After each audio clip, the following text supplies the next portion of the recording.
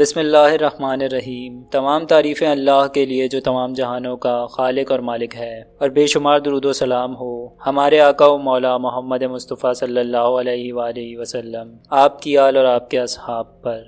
آج کی نشست میں ہم آپ کو بتائیں گے کہ کس طرح 1400 سال پہلے اتری کتاب سے آج کی جدید سائنس اتفاق کرتی ہے۔ سائنسدان اس بات کی تصدیق کرتے ہیں کہ قرآن میں جو علم دیا گیا ہے وہ آج کی جدید سائنس اور ٹیکنالوجی سے عملی طور پر صحیح ثابت ہوا ہے۔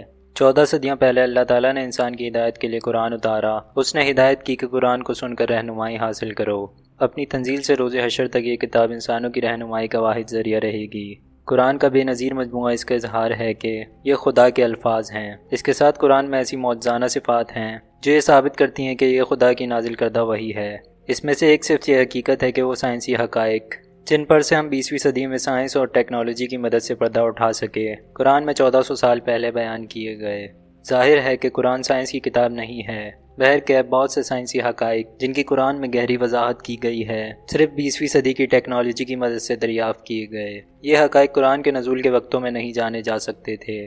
یہ اس کی مزید شہادت ہے کہ قرآن اللہ کا کلام ہے۔ قرآن کے سائنسی معجزوں کو سمجھنے کے لیے ہم اس کے نزول کے وقت موجود سائنسی سطح پر نظر ڈالتے ہیں۔ 7ویں صدی میں جب قرآن نازل ہوا تب عرب معاشرہ بہت بے بنیاد عقائد رکھتا تھا۔ وہ کائنات کی واقفیت سے قاصر تھے۔ یہ عرب ماضی کی نسلوں سے وراثت پر ملنے والے مذہب پر یقین رکھتے تھے۔ مثلا انہوں نے فرض کیا ہوا تھا کہ پہاڑ آسمانوں کو سہارا دیے ہوئے ہے، اور یہ کہ زمین ہموار یعنی پلین ہے اور پہاڑ اس کے کناروں پر موجود ہیں۔ یہ سمجھا جاتا تھا کہ پہاڑ کے ستون ہیں جنہوں نے اتنے اونچے آسمان کو اٹھایا ہوا ہے۔ بہرحال عرب معاشرے کے عقائد قرآن نے خارج کر دیے۔ مثلا یہ آیت کہ اللہ وہ ہے جس نے آسمان کو بغیر کسی سہارے کے بلند کیا، قرآن نے اس کو باطل کر دیا کہ پہاڑ آسمانوں کو سنبھالے ہوئے ہے۔ اکثر اوقات ایسے دوسرے موضوعات پر حقائق بیان کیے جن کا اس وقت کسی کو علم نہیں تھا۔ قرآن اس وقت نازل ہوا جب لوگوں کو حیاتیات اور طبیعیات کا بہت کم علم تھا۔ قرآن اپنے اندر موجود موضوعات پر واضح حقائق رکھتا ہے، جیسا کہ تخلیق کائنات، تخلیق وجود انسانی، فضا کا نقشہ اور وہ نازک توازنات جو زمین پر زندگی کو ممکن بنائے ہوئے ہیں۔ آئیے اب ہم چند سائنسی حقائق پر نظر ڈالتے ہیں جو قرآن پاک میں بیان کیے گئے ہیں۔ آغاز کائنات کو قرآن میں ان آیات میں بیان کیا گیا ہے۔ وہ اللہ ہی ہے جس نے زمین و آسمانوں کو پیدا کیا۔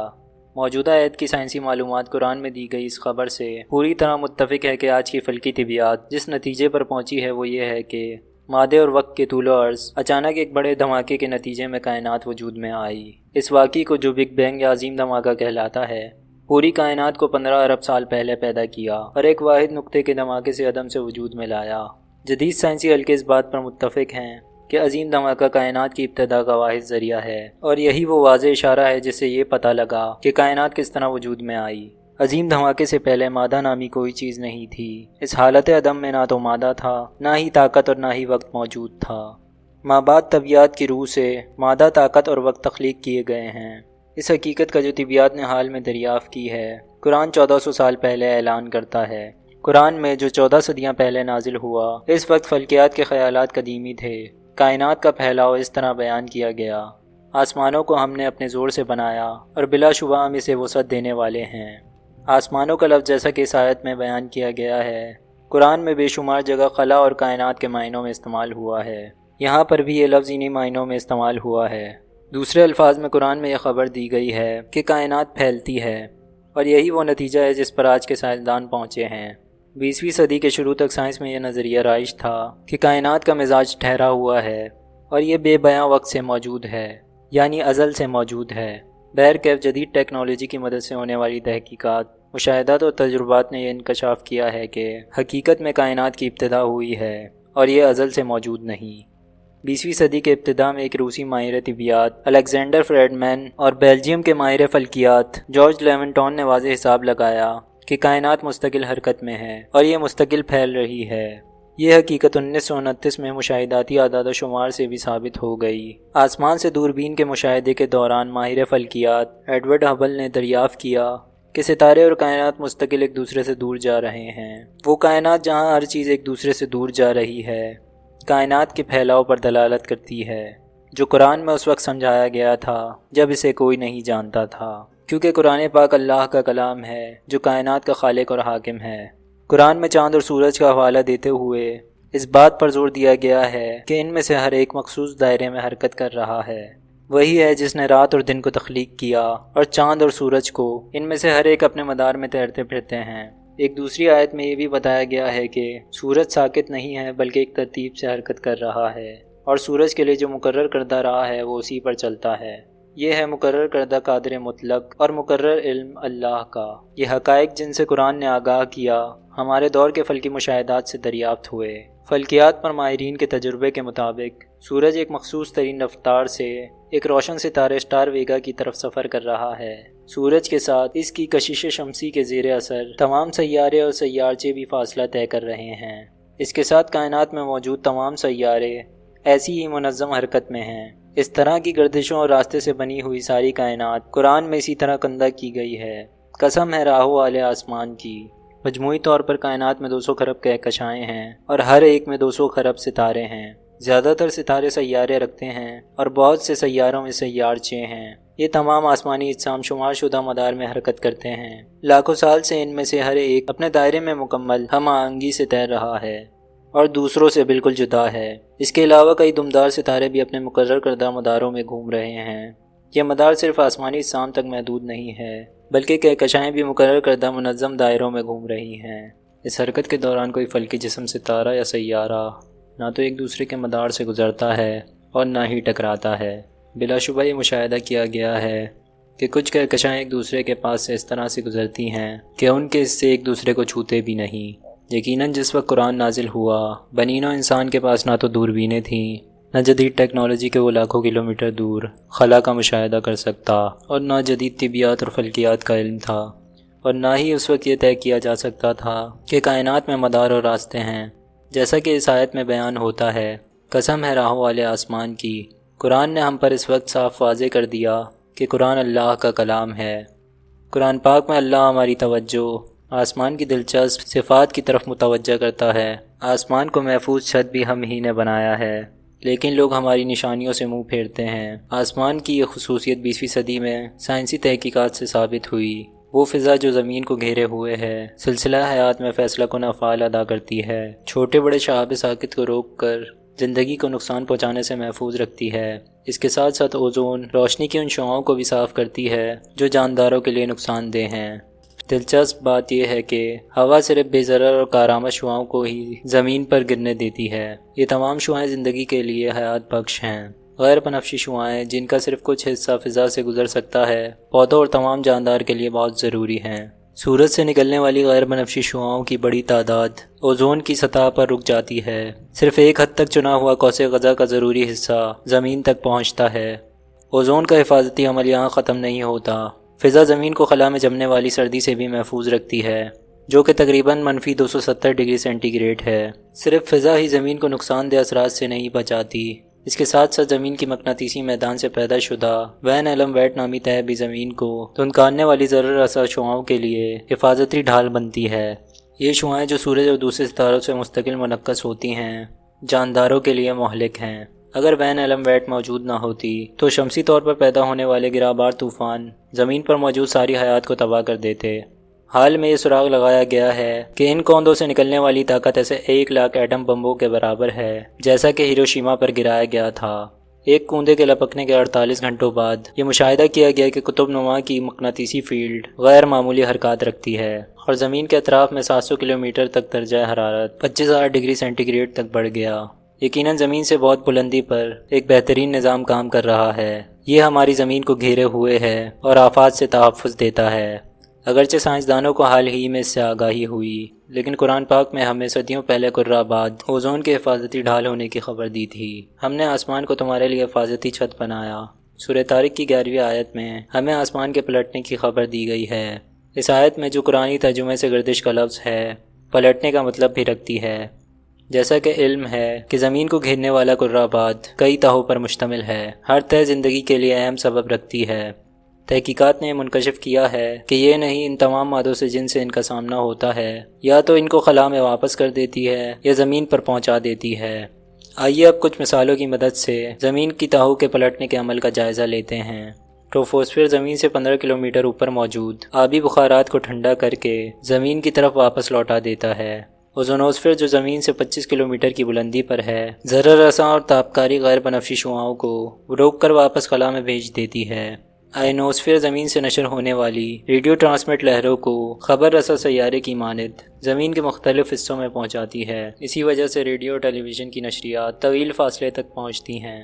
آسمان کی اس خصوصیت کا علم، جسے صرف حالیہ سائنس سے معلوم کیا گیا ہے، قرآن پاک میں اس کا صدیوں پہلے خبر دینا، اس کا واضح ثبوت ہے کہ قرآن اللہ کا کلام ہے۔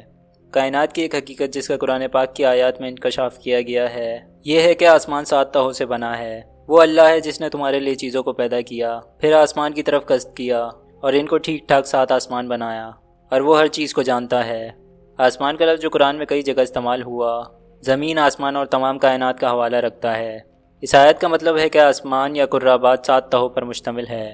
بلا شبہ آج یہ بات علم میں ہے کہ کرہ-آباد 7 تہوں سے بنا ہے جو ایک دوسرے کے اوپر واقع ہیں۔ اس کے علاوہ جیسا کہ قرآن پاک میں بتایا گیا کہ یہ تعداد میں 7 ہیں، ایک سائنسی ذریعے سے اس مضمون کو اس طرح بیان کیا گیا ہے۔ سائنسدانوں نے کھوج لگایا کہ کرہ-آباد کئی تہوں پر مشتمل ہے۔ یہ تہیں طبیعیاتی خاصیت یا گیسوں کی صفات کی بنا پر مختلف ہیں۔ زمین سے قریب تر تہ ٹروفوسفیر کہلاتی ہے، جو آسمان کا تقریباً 90% حصہ رکھتی ہے۔ ٹروفوسفیر سے اوپر والی تہ اسٹریٹوسفیر کہلاتی ہے۔ اوزون تہ اسٹریٹوسفیر کا حصہ ہے، جہاں غیر بنفشی شعاعیں جذب ہوتی ہیں۔ اسٹریٹوسفیر کے اوپر والی تہ میسوسفیر کہلاتی ہے، اور تھرموسفیر میسوسفیر سے اوپر موجود ہے۔ تھرموسفیر کے اندر آیوڈائز گیس تہیں بناتی ہیں جو آئنوسفیر کہلاتی ہے۔ آسمان کا بیرونی حصہ 480 کلومیٹر سے 960 کلومیٹر تک پھیلا ہوا ہے۔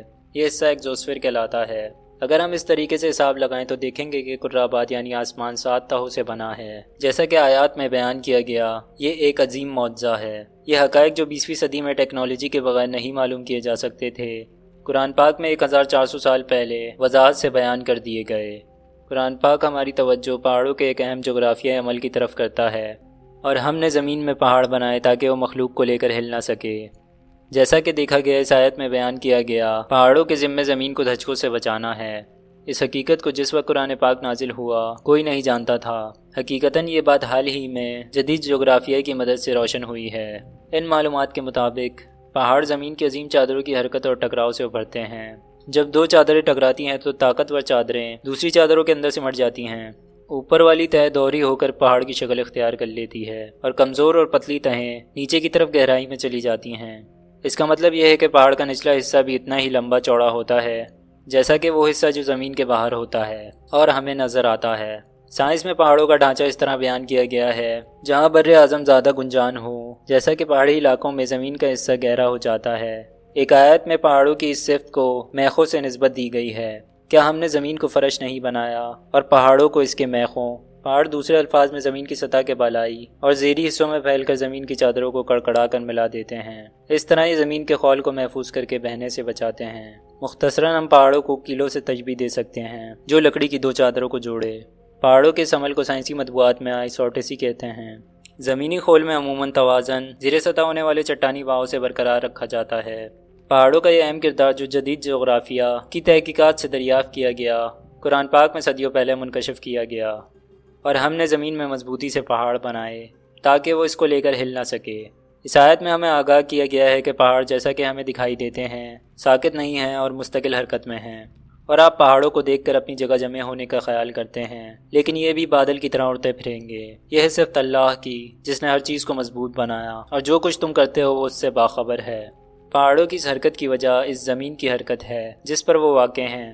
زمین کی تہ اپنے اوپر کی سطح پر ایک طرح سے بہہ جاتی ہے جو مہلک ہے۔ 20ویں صدی کے آغاز میں تاریخ میں پہلی مرتبہ الفریڈ ویڈنر نامی سائنسدان نے یہ خیال ظاہر کیا کہ زمین کے ابتدائی زمانے میں برۂ اعظم آپس میں جڑے ہوئے تھے، بعد ازاں ایک دوسرے سے بہہ کر الگ سمندروں میں چلے گئے اور اس طرح جدا ہو گئے۔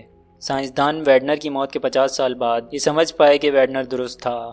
20ویں صدی کے آغاز میں ہونے والی جغرافیائی تحقیقات سے دریافت ہوا کہ زمینی خول کے لبادے کا بالائی حصہ جس کی چوڑائی تقریباً 100 کلومیٹر ہے، ایسے ٹکڑوں میں منقسم ہے جو چادر کہلاتی ہے۔ ان میں 6 بڑی چھوٹی چادریں ہیں۔ پلیٹ ٹیکٹونکس نامی نظریے کے مطابق یہ چادریں زمین پر اپنے ساتھ بر اعظموں اور سمندروں کو لے کر حرکت میں رہتی ہیں۔ بر اعظموں کی حرکت 1 سے 5 سینٹی میٹر سالانہ ناپی گئی ہے۔ جیسے جیسے چادریں آگے بڑھیں گی یہ زمین کی جغرافیائی حالت میں آہستہ آہستہ تبدیلی لائیں گی۔ مثال کے طور پر اٹلانٹک اوشن یعنی بحر اقیانوس ہر سال کچھ چوڑا ہو جائے گا۔ یہاں ایک بہت اہم نقطہ جو یہاں بیان کیا گیا ہے، اللہ نے پہاڑوں کی ان حرکتوں کو بہاؤ سے مناسبت دی ہے۔ آج جدید سائنس بھی اس حرکت کے لیے بر اعظمی بہاؤ کی ترکیب کا استعمال کرتی ہے۔ بلا شبہ یہ قرآن کا معجزہ ہے کہ وہ سائنسی حقیقت جو حال ہی میں دریافت ہوئی، قرآن پاک میں اعلانیہ کہی جا چکی ہے۔ قرآن پاک میں لوہا ان معدنیات میں سے ہے جن پر قرآن میں روشنی ڈالی گئی، اور ہم نے لوہے کو اتارا جس میں سخت قوت ہے اور لوگوں کے لیے بہت سے فائدے ہیں۔ لوہے کے لیے خاص طور پر اتارنے کا جو لفظ استعمال ہوا ہے، نظریاتی طور پر سمجھنے کے لیے بھی ہو سکتا ہے کہ لوہا انسانوں کو دیا گیا، مگر جب ہم اس لفظ کے ادبی معنوں پر غور کریں تو اس کا مطلب ہے کہ جسمانی طور پر آسمان سے زمین پر اتارنا۔ ہمیں اندازہ ہوگا کہ یہ لفظ بہت اہم سائنسی معجزے کی طرف اشارہ ہے۔ اس کی وجہ یہ ہے کہ جدید فلکی سراغوں نے بتایا ہے کہ زمین پر پایا جانے والا دھاتی لوہا بیرونی خلا میں موجود دیو کا آمد ستاروں سے آیا ہے۔ کائنات میں موجود بھاری دھاتیں ستاروں کے مرکز میں پیدا ہوتی ہیں، اور نظام شمسی میں کوئی ایسا طریقہ موجود نہیں کہ لوہے کو خود بنا سکے۔ لوہا صرف ایسے ستاروں میں پیدا ہو سکتا ہے جو سورج سے کہیں بڑے ہوں اور جہاں درجہ حرارت لاکھوں ڈگری سینٹی گریڈ تک جا پہنچتا ہو۔ جب ستارے میں موجود لوہے کی تعداد ایک حد سے گزر جاتی ہے کہ وہ اسے سنبھال نہیں پاتا تو وہ دھماکے سے تباہ ہو جاتا ہے۔ اس دھماکے کے نتیجے میں ایک لوہا رکھنے والا شہاب ساکت کائنات میں بکھر جاتا ہے اور اس وقت تک حرکت کرتا رہتا ہے جب تک انہیں زمین کی کشش اپنی طرف نہ کھینچ لے۔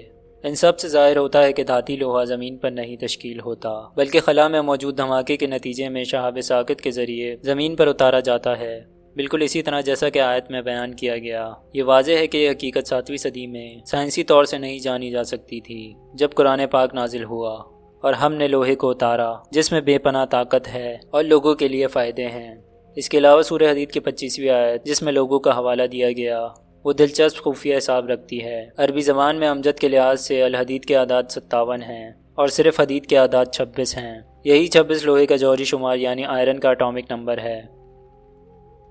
قرآن پاک کی آیات میں ہواؤں کو خوبصورت طریقے سے بیان کیا گیا اور اس کے نتیجے میں ہونے والی بارش کا ذکر اس طرح کیا گیا، اور ہم بیچتے ہیں بوجھل ہوائیں، پھر آسمان سے پانی برسا کر وہ تمہیں پلاتے ہیں اور تم اس کا ذخیرہ کرنے والے نہیں ہو۔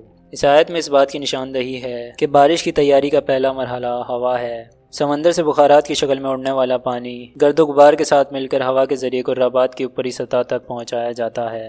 ہوا کے ذریعے بلندی تک پہنچنے والے یہ ذرات وہاں موجود آبی بخارات سے ملتے ہیں۔ آبی بخارات ان ذرات کے گرد جم کر پانی کا قطرہ بناتے ہیں۔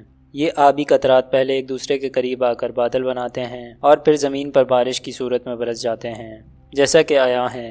ہوا پانی میں موجود ان آبی بخارات کو ذخیرہ کرتی ہے جو سمندر سے اٹھتے ہیں، اور بالآخر ہوا کے ذریعے یہ بخارات بارانی بادلوں میں تبدیل ہو جاتے ہیں۔ اگر ہواؤں میں یہ خصوصیت نہ ہو تو فضا میں موجود آبی بخارات کبھی نہ بن سکیں اور بارش کا نام و نشان باقی نہ رہے۔ یہاں سب سے اہم نقطہ یہ ہے کہ بارش کی تیاری میں ہواؤں کا ناگزیر کردار صدیوں پہلے قرآن پاک کی آیت میں اس وقت بتایا گیا جب لوگ مظاہرہ قدرت کے بارے میں بہت کم جانتے تھے۔ بارش کے متعلق دوسرا اہم واقعہ جو قرآن میں مذکور ہے وہ یہ ہے کہ بارش مقررہ اندازے سے برستی ہے۔ اس نے آسمانوں سے ایک اندازے کے مطابق پانی نازل فرمایا، پس ہم نے اس مردہ شہر کو زندہ کیا، اسی طرح تم بھی موت کے بعد نکالے جاؤ گے۔ بارش کا یہ اندازہ بھی جدید تحقیقات سے ثابت ہوا۔ اندازہ لگایا گیا ہے کہ ایک لمحے میں تقریباً 6 لاکھ ٹن بخارات زمین سے ہوا میں اڑتے ہیں۔ یہ شمار میں سالانہ 13,000 خرب ٹن پانی کے برابر ہیں۔ یہ تعداد سال بھر میں ہونے والی بارش کی ہے۔ اس کا مطلب ہے کہ پانی ایک مقررہ اندازے کے مطابق چھپکتی گردش میں رہتا ہے۔ زمین پر موجود زندگی اس بارانی گردش پر انحصار کرتی ہے۔ لوگ خواہ کتنی ہی ٹیکنالوجی استعمال کر لیں، اس گردش کو مصنوعی طور سے تخلیق نہیں کر سکتے۔ اس تعداد میں معمولی تبدیلی سے بھی ایک زبردست ماحولیاتی تباہی اور توازن کا بحران پیدا ہو جائے گا، جس کا نتیجہ زمین پر حیات کا خاتمہ ہوگا۔ پھر بھی یہ کبھی نہیں ہوتا، اور ہر سال بارش مقررہ اندازے سے برستی ہے، جیسا کہ قرآن پاک میں منکشف ہے۔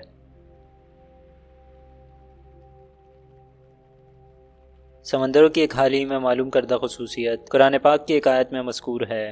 اس نے سمندر جاری کر دیے جو ایک دوسرے سے مل جاتے ہیں، ان دونوں میں ایک آڑ ہے کہ اس سے بڑھ نہیں سکتے۔ سمندروں کے ملنے کی خصوصیت جس میں آڑ رہتی ہے حال ہی میں ماہر بحریات نے دریافت کی ہے۔ ایک طبعی طاقت کی بنا پر جو سطحی تناؤ کہلاتی ہے، اس کی وجہ سے پڑوسی سمندروں کا پانی یکجا نہیں ہوتا۔ سمندروں کی مختلف کثافت کی وجہ سے سطحی تناؤ انہیں آپس میں ملنے نہیں دیتا اور درمیان میں دیوار کی مانند حائل ہو جاتا ہے۔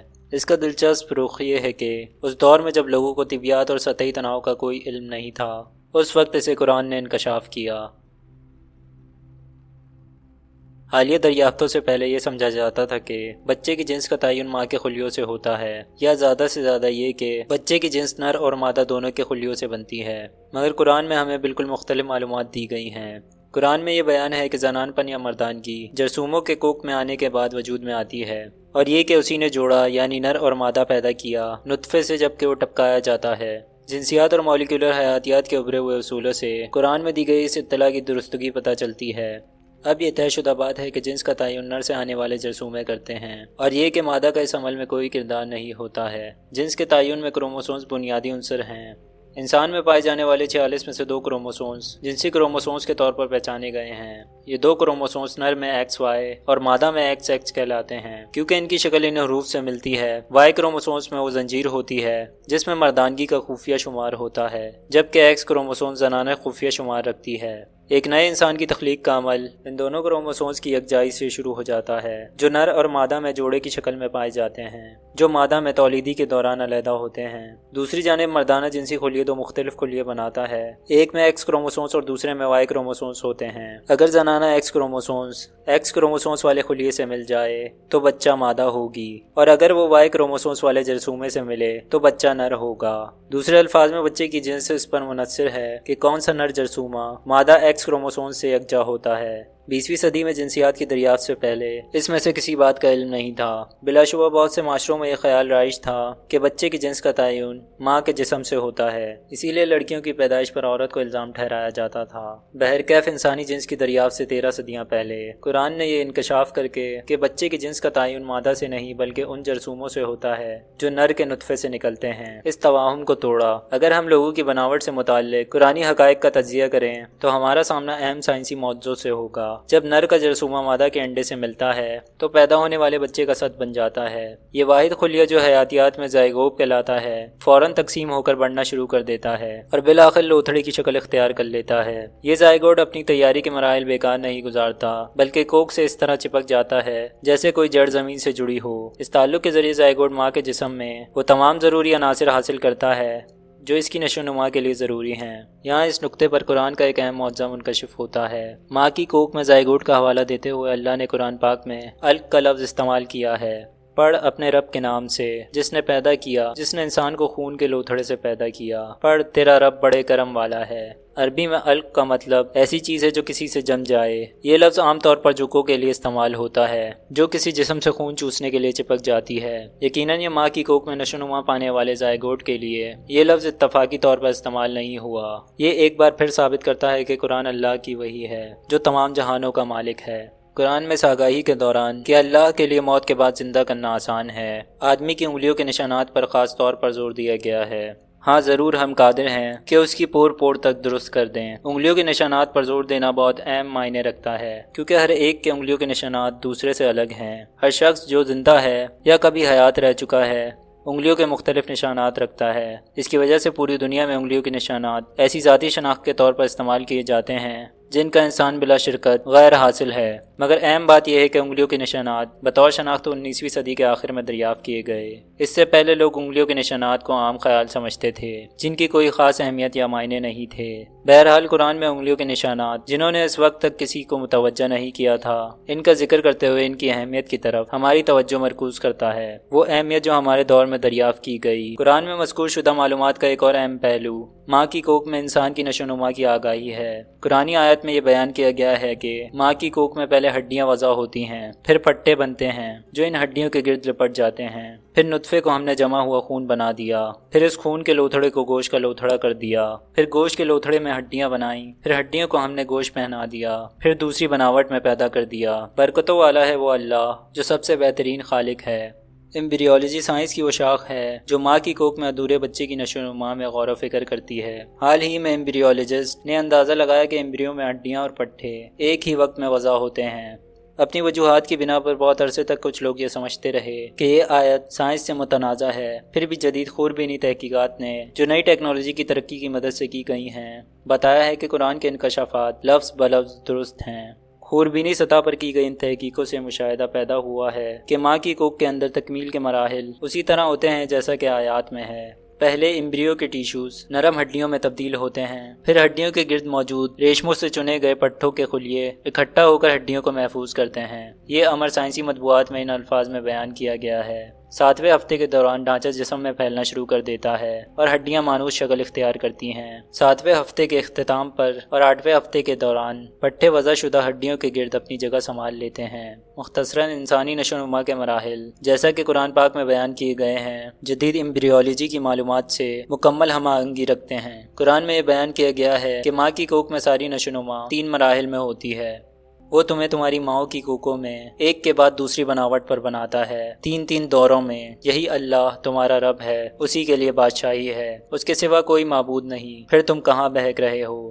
جیسا کہ اس آیت میں ظاہر ہے کہ یہ نشاندہی کی گئی ہے کہ انسان ماں کی کوکھ میں 3 مرحلوں میں تخلیق کیا گیا۔ بلا شبہ جدید حیاتیات نے منکشف کیا ہے کہ بچے کی تولیدی کی نشو و نما ماں کی کوکھ میں 3 مختلف مرحلوں میں ہوتی ہے۔ آج سائنسی شعبوں میں پڑھی جانے والی ایمبریولوجی کی کتابوں میں اس علم کا بنیادی عنصر سمجھایا جاتا ہے۔ مثال کے طور پر بنیادی انسانی ایمبریولوجی میں یہ حقیقت بنیادی درس کے طور پر بیان کی گئی ہے۔ رحم میں زندگی کے 3 مرحلے ہوتے ہیں۔ پہلے 2.5 ہفتوں میں پری ایمبریونک، 8ویں ہفتے کے اختتام تک ایمبریونک، اس کے بعد بچے کی نشو و نما اپنے آخری مراحل میں پہنچتی ہے۔ ماں کی کوکھ میں نشو و نما کے متعلق معلومات صرف جدید ایجادات کے ذریعے مشاہدے میں آئی ہے، پھر بھی دوسرے سائنسی حقائق کی طرح یہ معلومات قرآنی آیات کے ذریعے معجزاتی طور پر عطا کی گئیں۔ یہ حقیقت کہ قرآن میں یہ معلومات اس وقت دی گئیں جب انسان کو طبی شواہد کا قلیل علم تھا۔ یہ واضح شہادت ہے کہ قرآن انسان کا کلام نہیں ہے بلکہ اللہ کا کلام ہے۔ قرآن کا ایک اور معجزاتی پہلو یہ ہے کہ اس میں مستقبل میں پیش آنے والے واقعات کی پیش گوئی کی گئی ہے۔ مثلا سورہ فتح کی 27ویں آیت میں ایمان لانے والوں کو مکہ کی خوشخبری دی گئی جو اس وقت کافروں کے زیر اثر تھا۔ یقیناً اللہ نے اپنے رسول صلی اللہ علیہ وآلہ وسلم کو سچا خواب دکھایا کہ انشاءاللہ تم پورے امن و امان سے مسجد حرام میں داخل ہوگے، سر منڈواتے ہوئے اور سر کے بال کترواتے ہوئے، نڈر ہو کر۔ وہ ان امور کو جانتا ہے جنہیں تم نہیں جانتے، بس اس میں پہلے ایک نزدیک کی فتح تمہیں میسر ہے۔ تقابلی جائزے سے پتہ چلتا ہے کہ یہ آیت فتح مکہ سے پہلے ایک اور فتح کا اعلان کر رہی ہے۔ بلا شبہ ایمان والوں نے پہلے قلعہ خیبر کو فتح کیا جو یہودیوں کے زیر حکومت تھا اور پھر مکہ میں داخل ہوئے۔ سورہ روم کی پہلی آیت میں مستقبل کے بارے میں جو خبر قرآن نے دی اس میں بیان کیا گیا کہ بعض سلطنتیں بڑی شکست سے دوچار ہوں گی اور اس پر جلدی فتح حاصل ہوگی۔ رومی مغلوب ہو گئے نزدیک کی زمین پر، اور وہ مغلوب ہونے کے بعد عنقریب غالب آ جائیں گے، چند سال میں ہی یا اس سے پہلے، اور بعد میں اختیار اللہ تعالیٰ ہی کا ہے۔ یہ آیات سن 620 کے اطراف میں نازل ہوئیں۔ عیسائی بازنطینیوں کے فارسوں کے ہاتھوں بدترین شکست کے تقریباً 7 سال بعد بازنطینی ہار گئے۔ اس کے باوجود کہ آیات میں بیان کیا گیا تھا کہ بازنطینی اس کے بعد فتح یاب ہوں گے۔ بازنطینیوں نے اتنا شدید نقصان اٹھایا تھا کہ فتح یاب ہونا تو دور کی بات، ان کی حکومت کی سلامتی بھی مشکوک تھی۔ نہ صرف فارسی بلکہ دوسرے بھی بازنطینی سلطنت کے لیے سخت خطرہ تھے اور فارس قسطن دنیا کی کوکھ تک پہنچ گئے تھے۔ بازنطینی سلطان ہرکیولس نے گرجا گھروں میں موجود سونا چاندی کو پگھلا کر پیسہ بنایا تھا کہ فوج کا خرچہ پورا کیا جا سکے۔ بہت سے گورنروں نے ہرکیولس کے خلاف بغاوت کر دی اور اس کی سلطنت کو ختم کر دیا۔ شام، فلسطین اور آرمینیا جو بازنطینی سلطنت کا حصہ تھے فارسیوں کے حملے کا نشانہ بنے، اور ہر شخص امید کر رہا تھا کہ بازنطینی سلطنت ختم ہو جائے گی۔ ٹھیک اسی وقت سورہ روم کی آیات نے انکشاف کیا کہ بازنطینی چند سالوں میں فتح یاب ہوں گے۔ سورہ روم کی پہلی آیت کے نزول کے تقریباً 7 سال بعد سن 627 میں بازنطینیوں اور اہل فارس کے درمیان فیصلہ کن جنگ ہوئی۔ اس بار بازنطینی افواج نے حیرت انگیز طور پر فارسیوں کو شکست دی۔ چند مہینوں بعد فارسیوں کو بازنطینیوں سے معاہدہ کرنا پڑا، جس کی روح سے وہ قابض شدہ علاقے کو واپس کرنے پر مجبور تھے۔ رومیوں کی فتح جس کی قرآن نے نشاندہی کی تھی معجزاتی طور پر سچ ثابت ہوئی۔ ان آیات کا ایک اور معجزہ جو منکشف ہوا وہ ایک جغرافیائی تبدیلی تھی جو اس وقت میں کوئی دریافت نہیں کر سکتا تھا۔ سورہ روم کی تیسری آیت میں ہمیں آگاہ کیا گیا ہے کہ رومی زمین کے نچلے حصے میں شکست یاب ہوئے۔ یہ لفظ ادنا الارض بہت سے تراجم میں قریب کے علاقے کے معنوں میں لیے گئے ہیں۔ اس لفظ کے تشکیلی معنی ادن یعنی نچلے سے لیے گئے ہیں اور الارض کے معنی دنیا ہے، اسی لیے ادن الارض کا مطلب زمین کی سب سے نچلی جگہ ہے۔ انتہائی دلچسپ بات یہ ہے کہ بازنطینی سلطنت اور فارسیوں کا وہ معرکہ جس میں بازنطینی یروشلم ہار گئے زمین کے نچلے علاقے میں ہوا جو بحر مردار کی جڑ کے قریب ہے، جو شام، فلسطین اور اردن کے نقطہ اتصال پر واقع ہے۔ بحر مردار جو 395 میٹر کی گہرائی میں ہے زمین کا نچلا ترین علاقہ ہے۔ اس کا مطلب ہے کہ بازنطینی دنیا کے نچلے ترین علاقے میں اس طرح شکست یاب ہوئے جیسا کہ آیت میں بتایا گیا تھا۔ سب سے دلچسپ نقطہ یہ ہے کہ بحر مردار کی گہرائی جو منفی 395 میٹر ہے صرف جدید ٹیکنک سے ناپی جا سکتی ہے۔ کسی کے لیے بھی اس وقت یہ جاننا ناممکن تھا کہ یہ زمین کا نچلا ترین علاقہ ہے، باوجود یہ کہ یہ علاقہ قرآن میں زمین کا نچلا ترین مقام بیان کیا گیا۔ چنانچہ اس سے ایک اور ثبوت ملتا ہے کہ قرآن الہامی بیان ہے اور یہ خالق کائنات کی نازل کردہ وحی ہے۔